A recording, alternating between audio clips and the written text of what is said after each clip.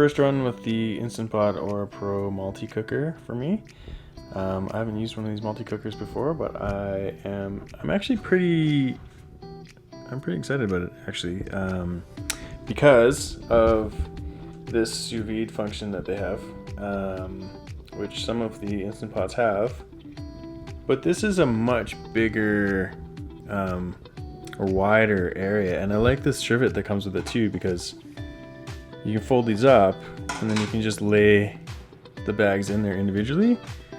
So it's gonna just make for there's just gonna be more space in there, I think. So I think the results might be a little bit more impressive and less like chaotic, as well as being able to just use the lid to keep the moisture in there as well. Anyway, so we are going to do ribs in this using the sous vide function, and I'm gonna go ahead and, oh, you know what? Let's have a little bit of fun, and oh my god, I'm so glad that you were able to share that moment with me. Anyway, let's go ahead and try it with the sous vide, and I've already forgotten. I think I'm gonna go with these pork ribs. I think it was 145. I'll double check this after, but 145 for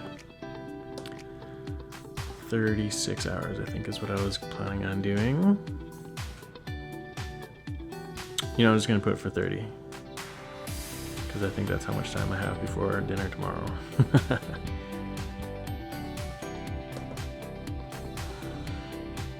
And I think it's just gonna start on its own. See in a second. So I'm just gonna let that warm up, prepare the pork. Let's make sure we get that on there to be a little more efficient.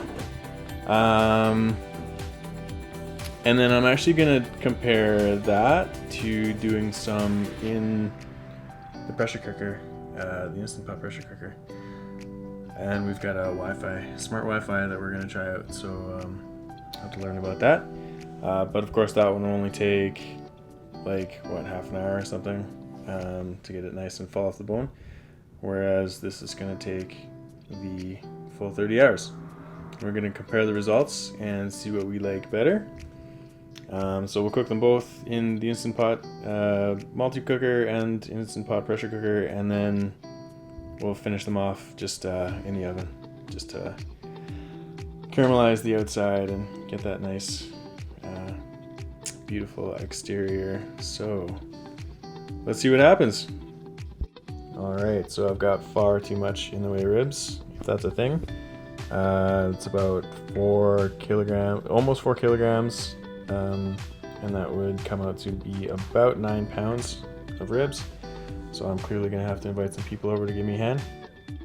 I'm just gonna salt them, pepper, and maybe some garlic powder? Yeah, I guess. And that's it. Gonna cut them up. We'll cook them that way and then sauce them afterwards, just before we throw them in the oven.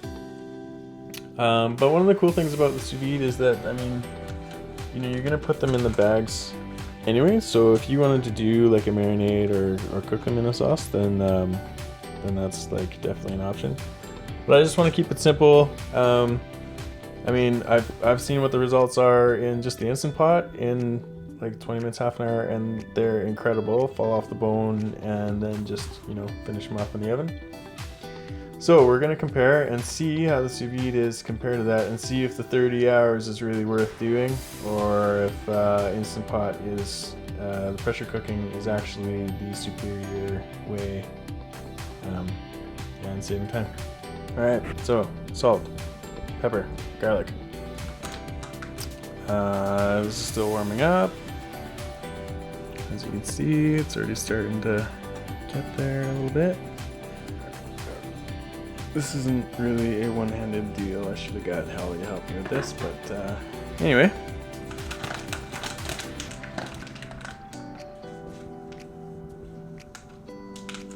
Is this gonna work? Oh yeah, just slide right in there. Oh, my bags are too big. What am I gonna do? Wah wah.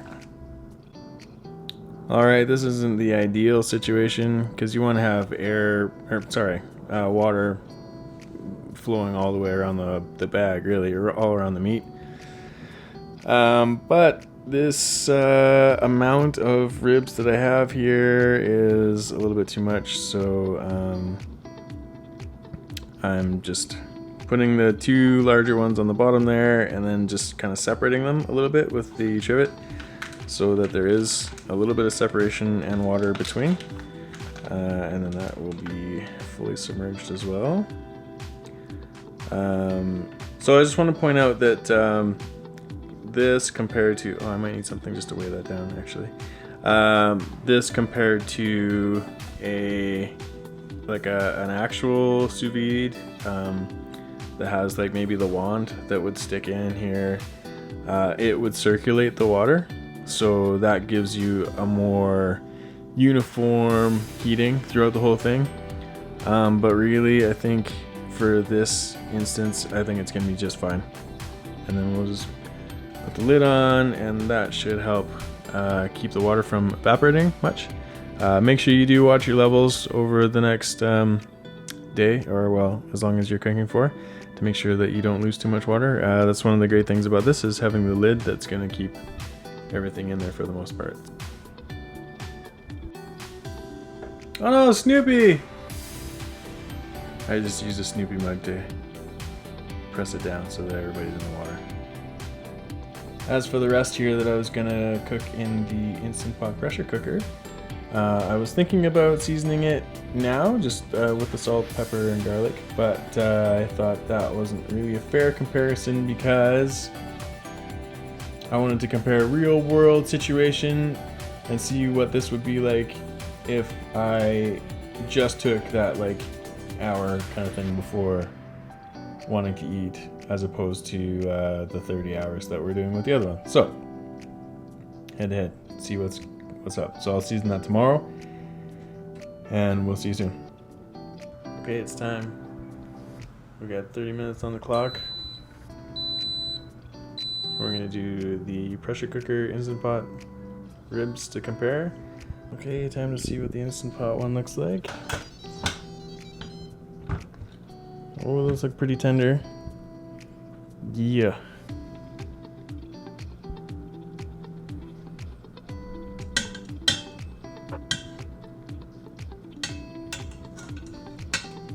Oh yeah, those are really tender. All right, cool.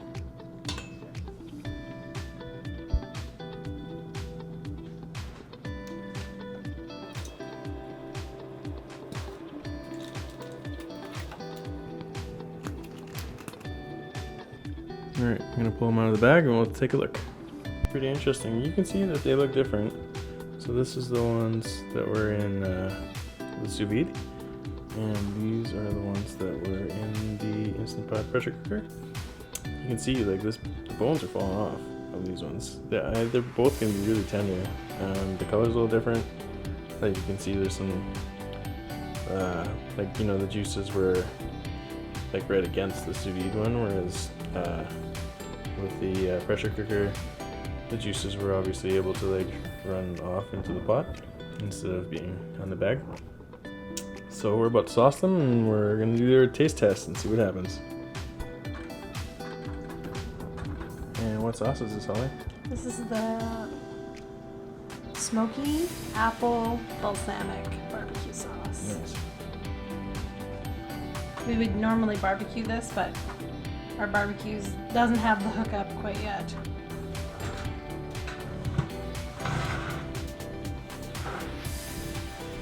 Oh baby. Yeah.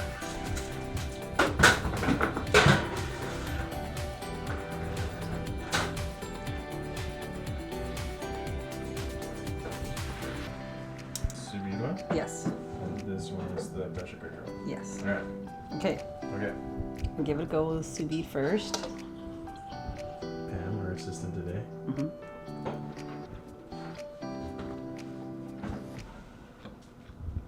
Mm. Mm-hmm. Really good. Tender? Not Tender, at all? a little bit dry.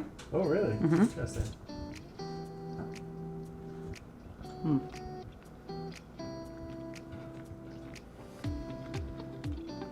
tender, not as dry. I like the second one better. Really? Yeah. Pressure cooker win. All right, interesting. All right, what do you think? I tried the Instant Pot one first. Yeah. It was good. Nice tender.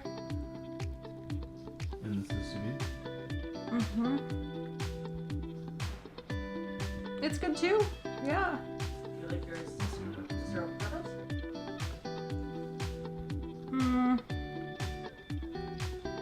Yeah, I think I like the Instant Pot ones better. I like the way they fall apart. All right. Okay, I have to agree with the girls. But we talked about the sous vide one, and it's not that it's dry, but it has this feel on your tongue like it's dry. Like the meat isn't actually dry. It's actually very tender, but yeah, it's hard to describe exactly. And then the Instant Pot one, we all agreed, is a little more like fall off the bone. What else did you say about it?